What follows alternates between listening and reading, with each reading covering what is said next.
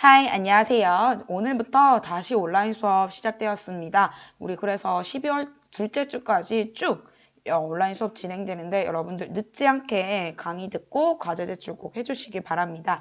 오늘은 벡터 마지막 7번째 진대수공입니다. 뭐냐면 직선과 원의 방정식에 대해서 해볼 거거든요. 우린 알고 있어요.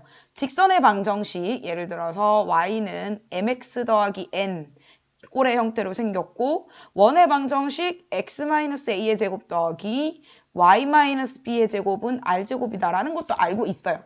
이걸 왜 또 배우냐?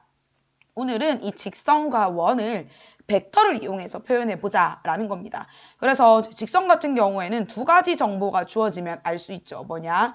기울기와 어떤 거? 그렇지. 지나는 한 점을 알면 알 수 있고요. 요 원의 방정식 같은 경우에는 원의 중심과 뭐를? 그렇지. 반지름의 길이를 알면 방정식을 완성을 할 수가 있었어요. 그러면 이 기울기에 해당하는 것들이 결국에는 벡터와 연결이 되어 있고 원 같은 경우에는 이 반지름의 길이가 벡터로 표현이 가능하다라는 거거든요. 한번 가보도록 하겠습니다. 자, 한 점과 여기서 이제 한 점과 방향 벡터가 주어진 직선의 방정식이라고 했어요. 아까 우리가 직선은 기울기와 한 점이 주어져야 한다라고 했는데 여기서도 한 점이 주어지는 건 동일하고요. 기울기 역할을 하는 게 바로 이 방향 벡터라는 새로운 개념이 됩니다. 자, 한번 볼게요. 일단 벡터를 이용해서 직선 방정식 한번 표현해보고 벡터의 성분을 이용해서 한번 표현해보도록 할게요. 자, 어떤 직선 내가 구하고자 하는 직선 L이 있고요. 이 L 위의 임의의 점을 P라고 할게요. 그러면 AP A 점을 지나는 직선이니까 이 AP라는 벡터를 만들 수가 있겠죠. 그러면 이 AP라는 벡터와 평행한 벡터 U가 있겠죠. 그러면 나는 AP가 U에 평행하니까 AP는 U 벡터의 실수배다라고 표현할 수 있겠죠. 이런 실수가 존재합니다. 그쵸? 그리고 우리 이 각각 점 A와 점 P의 위치 벡터를 각각 A 벡터, P 벡터라고 한다면 나는 AP 벡터를 그러면 어떻게 표현할 수 있느냐? 어떻게 표현할 수 있겠죠? 그치? 우리는 P 벡터 마이너스 A 벡터라고 표현 가능하고 얘가 곧 T 곱하기 U 벡터라고 할 수 있겠죠. 그러면 내가 구하고자 하는 P 벡터는 따라서 P 벡터는 어떻게? A 벡터 더하기 T 곱하기 U 벡터로 표현이 가능하겠죠. 자, 요런 실수 T가 존재한다라는 건데요. 그러면 얘를 이제 성분을 이용해서 한번 가보도록 할게요. 자, A점이 x1, y1이라고 주어져 있고요. x1, y1이라고 주어져 있고 P점, 임의의 점, 그러니까 얘와 관련된 방정식을 만들 거니까 얘를 x, y라고 두고 U 벡터가 a, b, 이 방향 벡터가 a, b라고 한다면 아까 우리는 뭐라고 했냐면 P 벡터라고 하는 것은 a 벡터 더하기 T 곱하기 U 벡터라고 쓸 수 있다라고 했죠. 그러면 x, y라고 하는 게 A 벡터의 성분 x1, y1 더하기 ta, tb 이렇게 표현이 가능하고 벡터의 성분이 주어져 있으면 x 성분끼리 더하기 x1 더하기 ta 그 다음에 y 성분끼리 더하기 라고 할 수 있죠. 그러면 나는 어떤 식을 세울 수 있냐면 x는 x1 더하기 t 곱하기 a다 라고 쓸 수 있고 y는 y1 더하기 t 곱하기 b다 라고 정리할 수가 있어요. 그런데 우리는 얘가 ab가 어쨌든 0이 아니기 때문에 이거를 t로 관해서 표현을 해볼게요. 그러면 t라고 하는 것은 a분의 x 마이너스 x1 이라고도 쓸 수 있고 여기에서 t는 뭐라고 쓸 수도 있죠. b분의 y-y1이라고 쓸 수 있죠. 두 개 같으니까 우리 연립, 즉 소거를 해주게 되면 따라서 어떤 결론을 얻을 수 있냐. a분의 x-x1은 b분의 y-y1이다 라고 정리할 수가 있어요. 여기에서 알 수 있는 사실, 이 직선의 평행한 방향 벡터는 a, b다 라는 거고 지나는 한 점은 무엇이다? x1, y1이다 라고 정리할 수가 있어요. 그러니까 직선의 방정식이니까 어쨌든 xy에 관한 1차식으로 표현이 되는데 우리가 이전에는 y는 mx 더하기 n 형태로 표현을 했다면 벡터를 이용해서 방향 벡터의 평행한 방향 벡터 a, b라는 방향 벡터의 평행한 x1, y1을 지나는 점의 직선의 방정식을 이렇게 표현이 가능하다라고 정리할 수가 있겠습니다. 그래서 정리하면 자, 지나는 한 점과 방향 벡터라는 것이 주어지면 우리는 직선의 방정식을 만들 수가 있다. 주어진 벡터의 평행한 직선 A를 지나고 주어진 벡터의 평행한 직선을 우리는 이렇게 표현 가능하고 얘를 벡터를 이용해서 표현하면 이렇게 성분 이용해서 우리가 알고 있는 직선의 방정식을 완성하면 이렇게 만들 수가 있다라는 게 되겠죠. 그래서 간단하게 예제를 보면 자, 이 점을 지나고 직선에 평행하대요. 자, 이 직선의 방향 벡터가 뭐죠? 2,3이잖아요. 그쵸? 2,3의 평행한 직선의 방정식이다 라고 했으니까 얘도 마찬가지 내가 원하는 직선도 방향 벡터가 2,3이고 4, 마이너스 3을 지나니까 이렇게 쓸 수가 있겠죠. 오케이. 자, 방향 벡터는 결국 기울기 역할을 한다라는 건데 왜 그러냐면 자, 어떤 예를 들어 4, 마3 뭐 예를 들어 이런 직선이 있어요.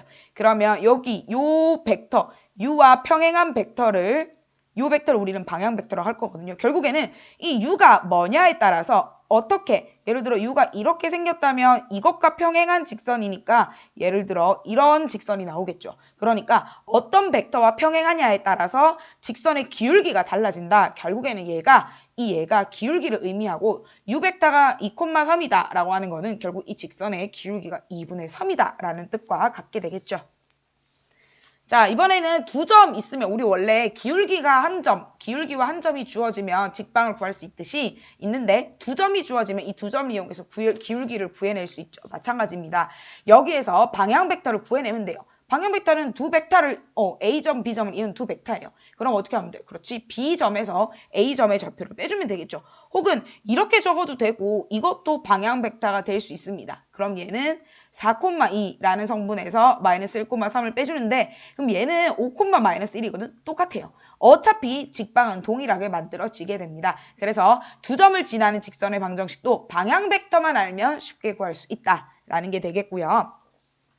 자, 두 번째 내용은 이번에는 한 점과 법선 벡터가 주어졌습니다. 자, 법선이라고 하는 것 자체의 뜻이 뭐라고 했었냐면 수직인 선이다라고 했었어요. 그러니까 아까는 주어진 직선에 평행한 벡터가 있었다면 이번에는 그게 아니라 그 직선의 수직인 벡터를 이용해서 우리가 직선의 방정식을 한번 구해보자라는 겁니다. 자, 우리가 지금 n이라는 어떤 벡터가 있고 이 벡터의 수직인 l이라는 직선의 방정식을 구할 거예요. 그리고 이 직선은 a라는 점을 지날 거예요. 이게 주어져 있습니다. 그쵸? 자, 그러면 우리는 뭘 알 수 있냐면 AP 벡터와 N 벡터가 서로 수직이다라는 거 알 수가 있죠. 자, 그러면 두 벡터가 서로 수직이다라는 말은 두 벡터를 뭐 하면 그렇지, 내적하면 0이다. 이거 0 벡터라고 쓰시면 안 된다라고 했어요. 두 벡터 내적하면 0이다라는 거 알 수 있겠죠. 그런데 AP 벡터라고 하는 것을 위치 벡터를 이용해서 표현을 하면 결국 뭐가 돼요? 그렇지, P 벡터 마이너스 A 벡터다라고 할 수 있겠죠. 얘가 0이잖아요. 맞나요? 그러면 우리는 요런 형태의 법선 벡터, 요 벡터와 그 다음에 주어진 AP 벡터를 내적하면 0이다. 요 벡터, 수직인 벡터를 우리는 법선 벡터라고 부르게 됩니다. 요 형태를 만족하는 것도 직선의 방정식이다 라는 거거든요. 자, 그러면 이것도 마찬가지 성분 이용해서 한번 구해볼게요. 아까 뭐라고 했냐면 N 벡터와 그 다음에 P 벡터 마이너스 A 벡터를 내적하면 0이다 라고 했어요. 그런데 A 벡터는 A, B라는 성분을 가지고요. P 벡터에서 A 벡터를 빼게 되면 x-x1 그 다음에 y-y1이 됩니다. 자, 내적을 하게 되면 성분끼리 어떻게 해야 돼요? 그렇지, 성분끼리 x 성분끼리 곱하고 y 성분끼리 곱해서 뭐 해주면 돼요? 더해주면 걔가 뭐가 돼야 된다? 0이 돼야 된다라는 겁니다. 맞나요? 자, 요 형태를 가지고 있으면 x1, y1을 지나면서 a, b라는 벡터의 수직인 직선의 방정식이 만들어진다. 우리가 알고 있는 직방 형태죠. ax 더하기 by 더하기 c는 0의 형태를 지니게 됩니다. 그래서 한 점과 우리는 법선 벡터, 수직인 벡터가 주어져도 직방을 구할 수 있고 이런 형태가 만들어지면 이게 바로 직선의 방정식을 의미한다라는 거 알아주시면 되겠습니다. 자, 그러면 세 번째로 이제 뭘 할 거냐면 두 직선이 이루는 각의 크기 한번 보도록 할게요. 우리는 두 직선이 이루는 각의 크기를 방향 벡터를 이용해서 구할 수 있다라는 겁니다. 왜냐하면 우리는 벡터 내적에서 두 벡터가 이루는 각의 크기를 공부를 했었거든요. 그쵸? 일단 문제를 통해서 한번 봅시다. 자, 두 직선이 이루는 각의 크기를 구하세요라고 했다면 일단 뭘 구하자? 방향 벡터를 각각 구할게요. 그러면 U1 벡터가 여기서 보면 1,-3이고요. 근데 얘들아 이거 이렇게 친절하게 표현해 주는 경우도 있지만 이렇게 하는 경우도 있어요. 이렇게 해도 우리 방향 벡터 1,3이다 라고 하지 마시고 여기 y 개수를 양수 플러스 1로 만들었을 때의 분모값이 방향 벡터의 y 성분이 되겠죠. 자, 그리고 U2 벡터는 1,2입니다. 그러면 두 벡터가 이루는 가계 크기는 무엇이냐면 코사인 우리가 자 U1 벡터와 U2 벡터를 내적하게 되면 U1 벡터의 크기 U2 벡터의 크기에다가 코사인 세타가 들어가게 되죠. 그래서 코사인 세타가 어떻게 적을 수 있냐? 코사인 세타는 U1 벡터의 크기, 그 다음에 U2 벡터의 크기를 곱한 것을 이렇게 나누어 주면 되겠죠. 자, 근데 내적이라고 하는 것은 X 성분끼리 곱하고 Y 성분끼리 곱해주면 되겠고, 요 크기는 루트. 요 성분의 원점에서의 거리다라고 생각을 해주면 되겠습니다. 그렇죠? 자, 근데 절대값이 들어간다. 왜 그러느냐라는 걸 알 수가 있겠죠. 왜냐하면 우리는 두 직선이 이루는 가계 크기.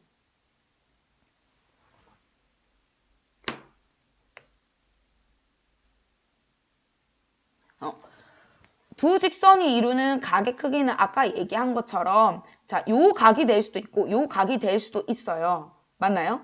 그런데 그러니까 두 벡터가 이렇게 이 벡터와 이 벡터가 되게 되면 요 각도가 나올 수도 있는데 기본적으로 정의 자체가 두 직선이 이루는 가계 크기는 두 가지가 있으면 둘 중에 작은 것이 두 직선이 이루는 가계 크기입니다. 그러니까 코사인이라는 값 자체가 양의 값만 나올 수가 있기 때문에 여기 절대값을 씌워준다라는 것만 주의해 주시면 되겠습니다. 항상 두 벡터가 이루는 가계 크기, 벡터가 이루는 가계 크기는 이렇게 90도보다 클 수가 있어요. 근데 만약에 얘가 이렇게 직선이라면 요 각도가 두 직선이 이루는 가계 크기가 돼야 한다라는 거 주의하셔야 되겠습니다.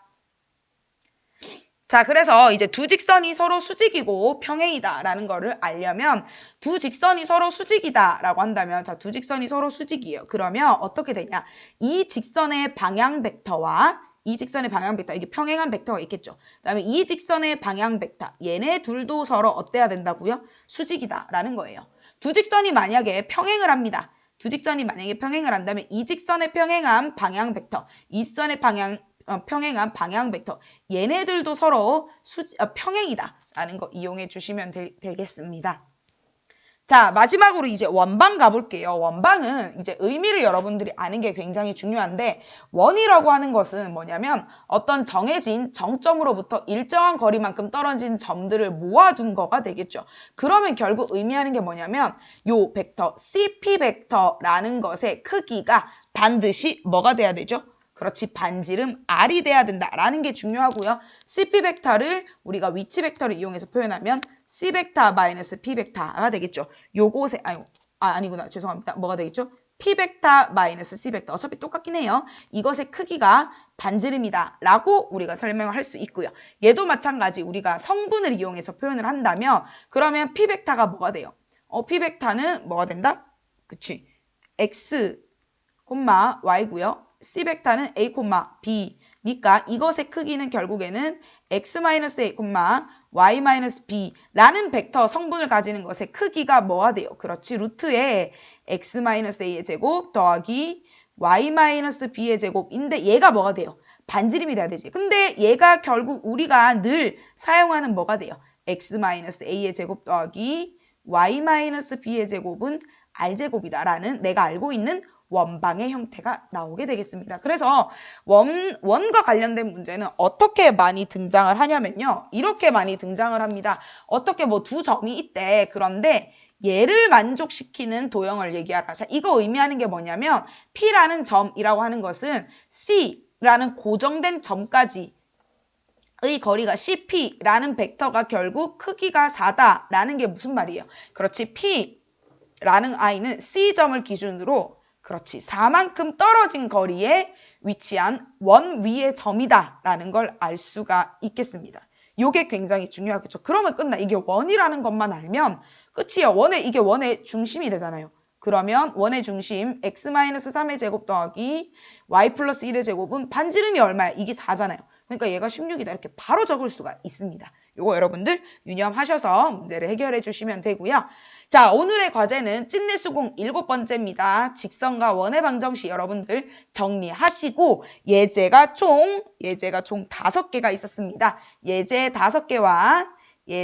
5개와 그 다음에 개념 정리 완벽하게 하신 것들을 사진을 찍어서 앞에 댓글 남겨주시기 바랍니다. 여러분들 늦지 않게 그날 모든 과제를 해결하는 그런 성실한 학생이 되도록 하고요. 기말고사 준비 철저하게 해주시고 다음 시간에는 찐내수공 5번, 6번, 7번에 해당되는 벡터에 해당되는 내용 찐 형상평가 5, 6, 7 풀이 영상 올려드리도록 하겠습니다. 여러분 열공하세요. 끝!